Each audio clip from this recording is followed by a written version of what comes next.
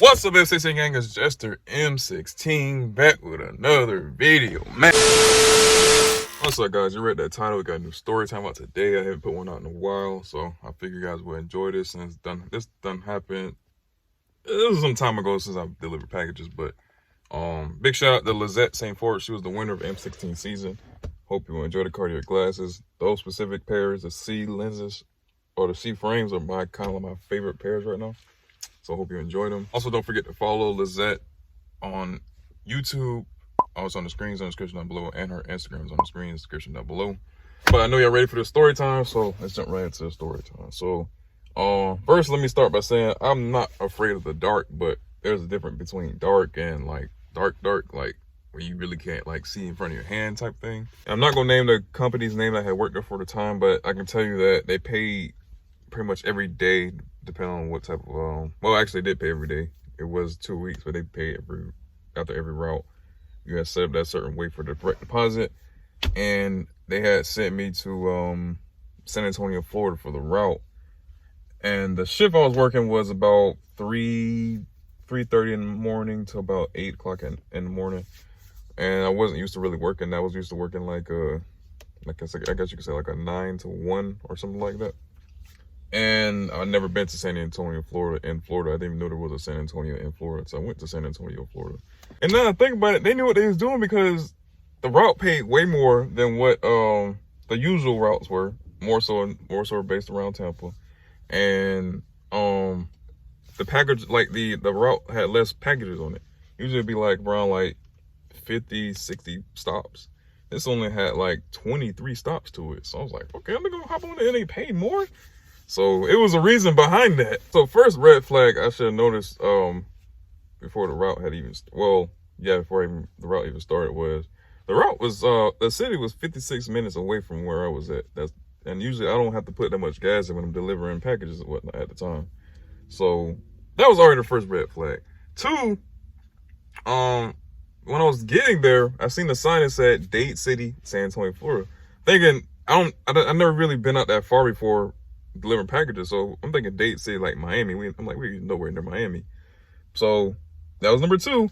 Number three is it was like country, it wasn't like city. It had no street lights on throughout the whole little area I was delivering at. So it made sense because every single stop I stopped at had like this long driveway, or like I said, there was no street light. So I was usually using my phone, or I just rejected. There was a button on the app that said you can like reject the drop because like safety issues and stuff. I didn't feel safe in that type of darkness. It's too dark here. I can't even see in front of me.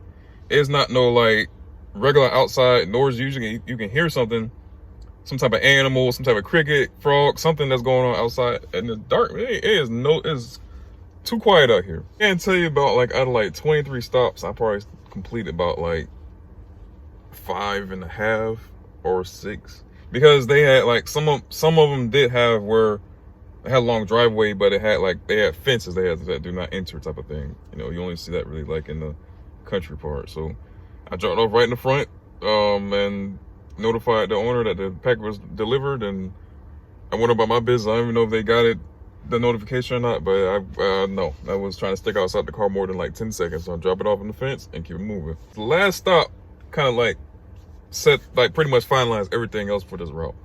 So after I dropped off the last package at the last fence, I went to another one. It was like 3 minutes away from where I had just delivered.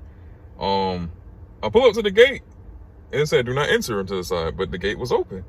So I like to follow instructions. I did not enter. I stopped. I called the I guess the supervisor, because you can call him through the app.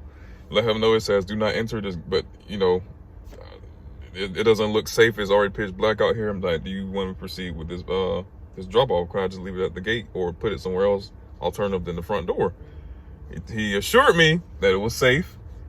I asked him again, do you want me to proceed with this route because it says do not enter? I guess he just trying to like find a way to comfort me, because he already knew that nobody like taking this route for this little country or rural town. So he called the owner. He said he talked to the owner, but I still feel like he was lying because he knew I wasn't comfortable with dropping this package off in this area. Because I took his word for it, went through the, it wasn't a straight long driveway like the other ones. It was like straight, then you had to turn a couple, like, it was like, I guess you could say like somewhat up a hill type of house. And it was like the bushes were too close together, and it looked way too sketchy for me. Like something was gonna jump out at you. I'm slowly making my way up to the top in creep mode. I got my high beams on. I finally get up to like, I didn't even park good in the driveway when I finally got there.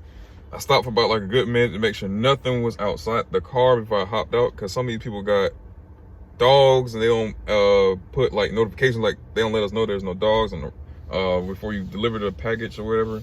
I had to take my time looking for the package because the package was not like no small package. It was like a big box. I'm like, bro, got animals, bro. I don't even know what. Usually these other people got these little like envelopes. I can just toss it and leave it somewhere really quick and just like let them know where it's at. But he got this box. I gotta actually carry it, and I can't be able to hold my phone, nothing. So, all right. So I'm like, okay, I'm already here. Maybe the rest of them are gonna be just like this. I can just go in there really quick. They already know, and go right back in the car. I get out the car, got the package, put my phone in my pocket. Take about a good few steps. Seen something move around the bushes, rustle in the bushes a little bit. Kicked it. It screamed. It didn't sound like no average scream. I dropped the box and I headed back to the car. I know you're asking why did I kick it, but I thought it came at me. I mean, like I said, I could barely see it. I ain't got my phone in my hand. I got no flashlight, nothing. So I don't know. It could have came at me. It could have been a little bit away, but I didn't kick my foot out too far and I hit it. And it didn't sound like no cat or no dog or nothing like that. It sounded like something bigger than that. So, and I keep my window down when I do delivery. When I was delivering packages at the time, I keep the door open and I keep the window down just because I got to hop in there really quick. And that's what I ended up doing, because it would sound like that big, like it was something really big hiding in the bushes, waiting for somebody to pass by. And by the time I got into the car and put the car in first, all these lights flick on, like the owner was already there. And from the way he was yelling and screaming and everything, they wasn't even aware I was even there. So now I'm backing up. I gotta back up all the way and try to figure out how to maneuver through this swirly driveway with all these bushes touching my car and everything. Whatever this is still chasing me. It's not yelling, it's not barking, it's not doing that, it's just breathing. You can still hear it because all my windows are down. And I'm still backing up. I really, like I said, I still can't see too well. And I kind of end up stopping and almost hitting this like a wall, like a bush. Yeah, hit the bushes. And whatever was chasing me, I scared it because I panicked myself and hit the horn. The horn must have scared it away for like a few seconds. I was able to like adjust, pull back up, pull back out. And I was finally at the end of the driveway. And the owner, I guess I got in the car and came back down to come talk to me or whatever, telling me, hey, stop. In this country voice, I did not stop.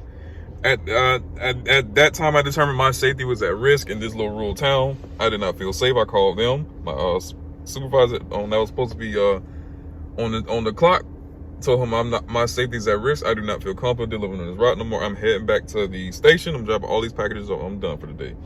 I guess he understood, and I still got paid for that day.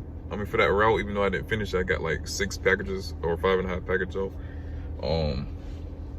But yeah, that was a wrap. Ain't no going back now. That thing, whatever that was, too big. I can't see. I'm not trying to get no type of altercation with the client or the customer. Shootouts, fights, nothing. Hope you guys enjoyed that story time. I might do another one because I got so many crazy stories, just like more rural town stuff, and then like the gated communities, and even in the city in the middle of the night. Because yeah.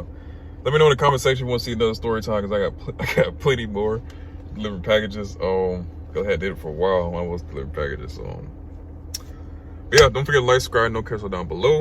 And I'll check you guys in the next video, man.